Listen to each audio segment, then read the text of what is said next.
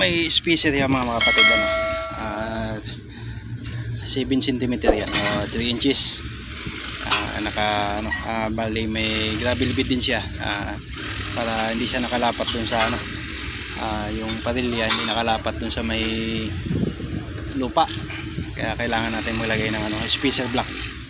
Tsaka yung paghuhulog ng ano mga kapatid, ditong puste para madali siya, matapos mo siyang hulugan dun sa ano, makuha mo na yung tamang hulog niya, eskwala niya, lalagyan mo siya ng mga kapatid ng ano, anilyo para hindi ka na maligaw.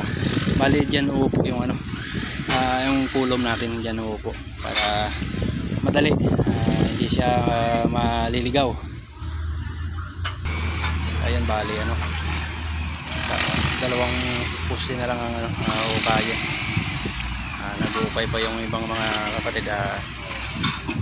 Bali ano na, nakawalo na nakulom yung na ano, ang naupay, matatapos na. Bali 6 na puste na yung nalagyan ng ano, parilya. Bali maghulog kami ngayon ng ano, ng mga kulom para bukas pwede na magbuhos ng mga kulong puting. Tsaka itong mga wall puting, naka-ready na rin yung mga ano, sibar. Ayun, yung mga kapatid, nakapag ano, paghulog na po kami ng mga kulom. Meron na rin pong ano, paglagay na rin po ng mga wall puting.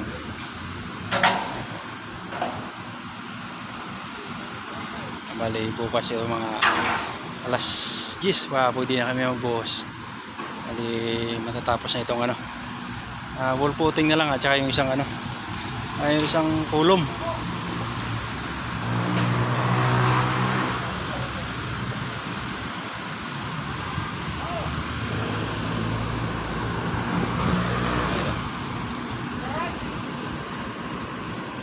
Bali itong area na to mga kapatid, ano to? Ito yung hallway.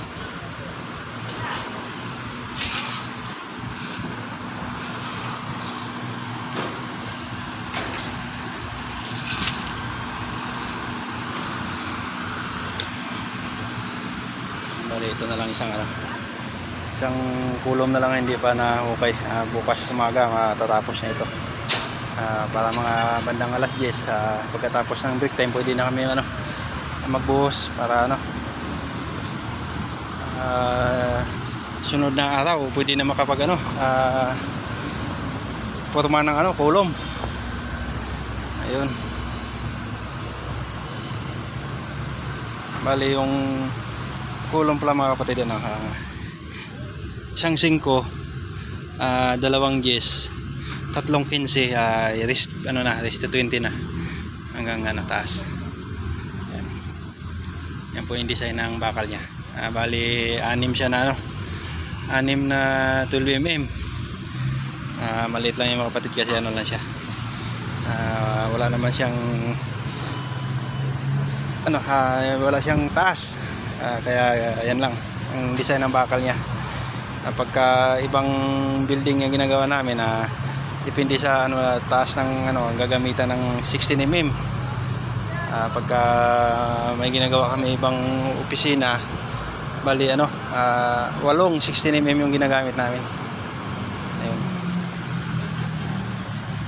Tsaka ano lang siya mga kapatid, wall puting lang. Nabanggit ko nga sa unang vlog ko, ano siya, magandang lupa dito, adobe.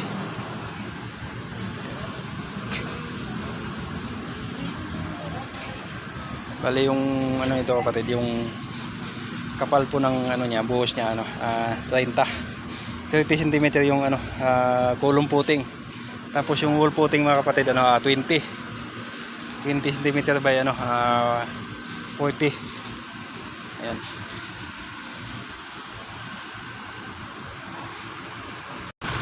Ayan, bali ano, pangalawang araw namin ngayon mga kapatid. Bali madali na siya, ano siya, 8 poste lang.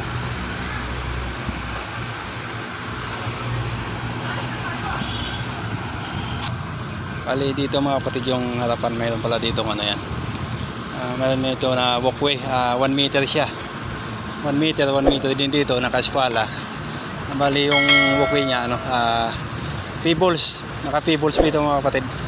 Ano, update ko kayo lagi dito mga kapatid pagka ito ano na, pa-finish na.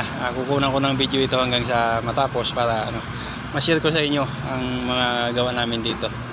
Bali yung kisame dito sa taas, yung eave ceiling niya 1.2, yung catwalk 1 meter lang, 1.2 din dito. Tapos yung sa bandang ano, likod mga kapatid ano, 50 yung eave ceiling niya. Tapos pati ang area nito mga kapatid ano, ito gravel bed area. Nandito po yung ano, nandito po yung 4 na catch basin sa likod. Tapos dito din yung downspout. Naka-expose na yung downspout sa unang design, ando siya sa loob bago yung mga catch basin doon sa harapan.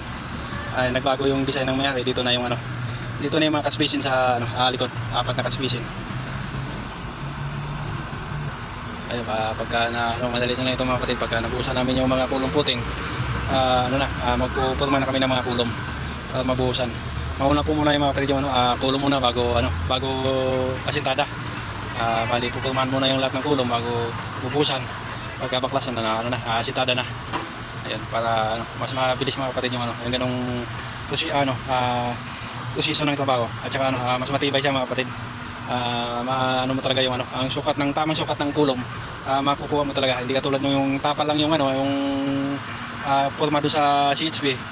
Hindi siya ano, hindi siya makukuha talaga yung diameter ng ano, ng kulong natin para ano, kakapos siya. Hindi siya laging ano, tsaka laging pagka hindi na lilinisan yung ilalim noon pagka nag-aasitada, andun yung ano, mga laglag na halo. Pagka hindi mo ma-inspect lagi, pupurma na ng tao mo kung ano ba, hindi mo ma-check, doon magsisimula yung ano, walang tibay yung ano, mga kulong. Kaya kailangan ang kulong nito ano, ubusan muna bago mag-CHB.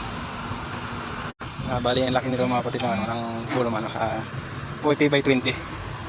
Ano siya, 40 by 20 yung ano, kulong niya. Bali itong dalawang poste sa harapan, nakapalapat siya. Yung 6, yung nakapa-diretso siya ganun. Ito lang pong dalawa sa harapan kasi gawa ng ano dito. May pinto dito.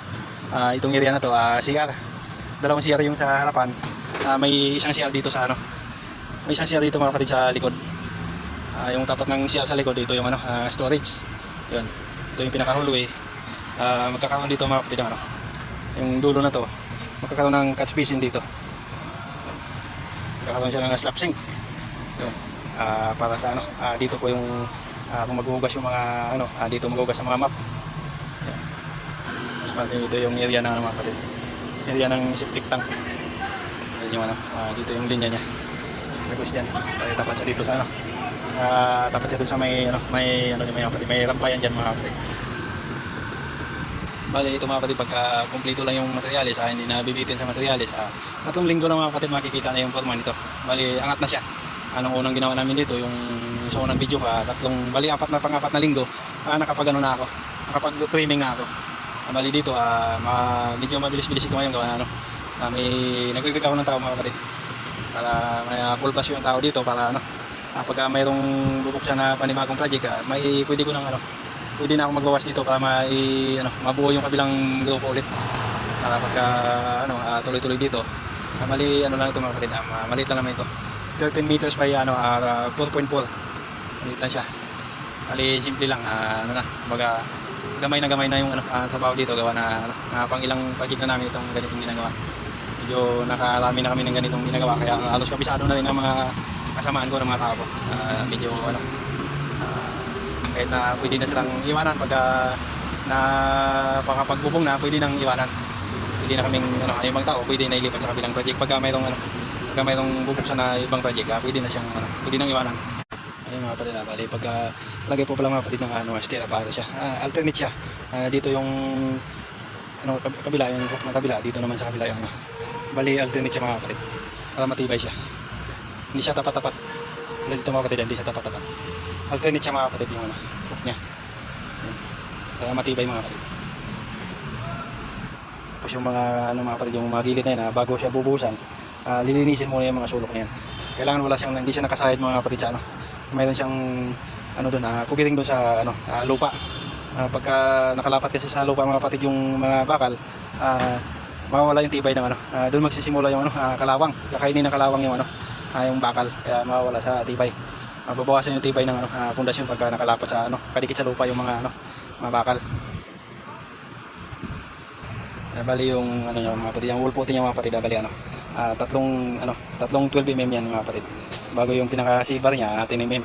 30 ano mga kapatid. 30 yung pinaka spacing niya, yung sibar niya. Yan.